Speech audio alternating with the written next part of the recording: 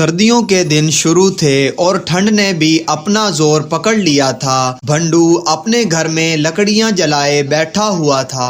बेगम, हमारे पास बहुत कम लकड़ियां बची हैं। गर्मियों में मैंने लकड़ियों की तरफ ध्यान ही नहीं दिया। अब हम क्या करेंगे? सर्दी दिन ब दिन बढ़ती जा रही है। पंडू मियाँ, लकड़ियों का तो बंदोबस्त हर हाल में करना पड़ेगा, वरना हम ठंड में मर जाएंगे। बेगम, इतनी सर्दी में कहाँ से लकड़ियों का बंदोबस्त करूँगा? पंडू मियाँ, मैं तो घर पर ही रहती हूँ। लकड़ियों के बारे में तुम्हें सोचना चाहिए। ठीक है, कल होने दो। मैं जंगल जाकर कोई सूखा दरख्त तलाश करता हूँ। अगले दिन भंडू कुल्हाड़ी उठाकर जंगल की तरफ जाने लगता है। उफ मेरे खुदाया, इतनी ठंड, लकड़ियों के चक्कर में कहीं मैं मर ही ना जाऊं। भंडू सूखे दरख्त की तलाश करते करते बहुत दूर तक निकल गया।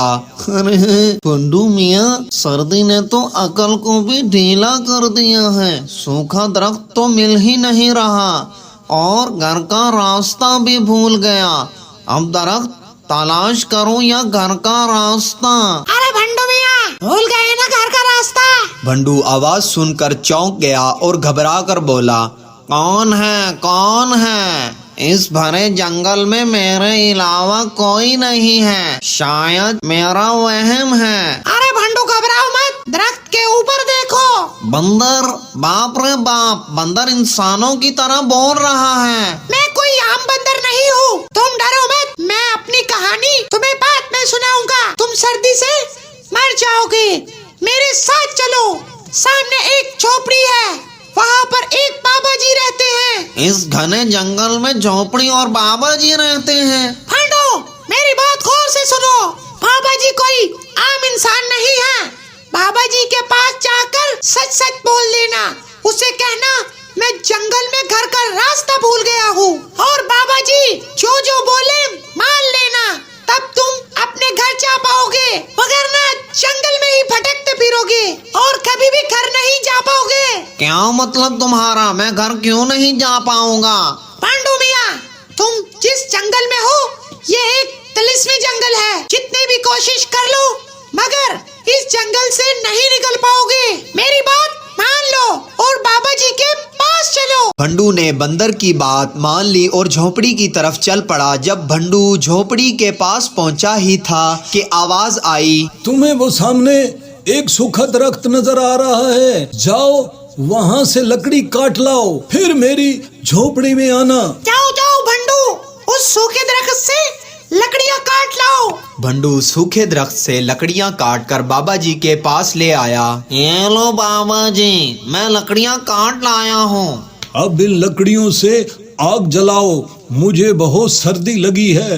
ये बाबा जी, मैं लकड़ियों से आग जलाता हूँ। भंडू ने लकड़ियों से आग जला दी। बाबा जी, मैंने आग जला दी है। हाँ, मुझे नजर आ रही है, अभी आता हूँ। भंडू की आहिस्ता आहिस्ता सर्दी खत्म होने लगी और भंडू गहरी नींद में चला गया। अरे ओ भंडू मियाँ, तुम्हें नींद आ रही है? घर नहीं जाना तुम्हें? भंडू ने फौरन आंख खोली तो क्या देखता है, वहाँ पर कोई बाबा जी नहीं होते, बल्कि उसके पास एक लकड़हारा होता है। भंडू मियाँ, तुम्हारा बहुत शुक्रिया, तुमने मेरी जान बचा ली। मैंने तुम्हारी जान बचाई है? तुम कौन हो? भंडू मियाँ, मैं वही बंदर हूँ जिसने तुम्हें बाबा जी की बात मानने को कहा था। मैंने बाबा जी की बात नहीं मानी थी। बाबा जी ने मुझे बंदर बना दिया था। तुम्हारी वजह से मैं बंदर से वापस इंसान बन गया हूँ। बाबा जी नजर नहीं आ रहे, और ये इतनी लकड़ियाँ कहाँ से आई हैं? भंडू मियाँ, तुम एक अच्छे इंसान हो। ये लकड़ियाँ जो तुमने काटी हैं, ये वही हैं। मगर बाबा जी, ये तो सोने की लकड़ियाँ हैं। मुझे तो सूखी लकड़ियों की जरूरत थी। बेटा भंडू, ये तुम्हारी मेहनत का फल है। इसे बेचकर अपनी सभी जरूरतें पूरी कर लो। मैं चलता हूँ। ये बात कहकर बाबा जी अचानक से गायब हो गए। घर पहुँचा तो क्या देखता है, घर में लकड़ियों का ढेर लगा हुआ है। बेगम, इतनी लकड़ियाँ कहाँ से आई? पांडू मियाँ, तुम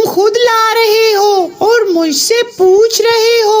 अब बस करो, बहुत लकड़ियाँ काट ली हैं तुमने, अब सर्दियाँ आराम से गुजर जाएंगी। अरे बेगम, ये लकड़ियाँ मैंने नहीं काटी, मैं तो जंगल से लकड़ियाँ लेने गया था मगर रास्ता भूल गया। क्या कह रहे हो भंडू मियाँ? मैंने अपनी आंखों से देखा है तुम्हें लकड़ियाँ लाते हुए। बेगम घबराओ मत, मैं तुम्हें सारा माजरा सुनाता हूँ। भंडू ने सारा माजरा अपनी बीवी को बताया। बीवी सुनकर बहुत खुश हुई। बेगम, बाबा जी ने ये सोने की लकड़ियाँ भी मुझे दी हैं, इन्हें बेचकर हम बहुत अमीर हो जाएंगे। भंडू मियाँ, तुम्हें सर्दी लग रही होगी, मैंने आग जलाई है, थोड़ा आराम कर लो। भंडू ने सोने की लकड़ियां अंदर रख दी। सुबह हुई तो वो सोने की लकड़ियां सोने के सिक्कों में बदल गई।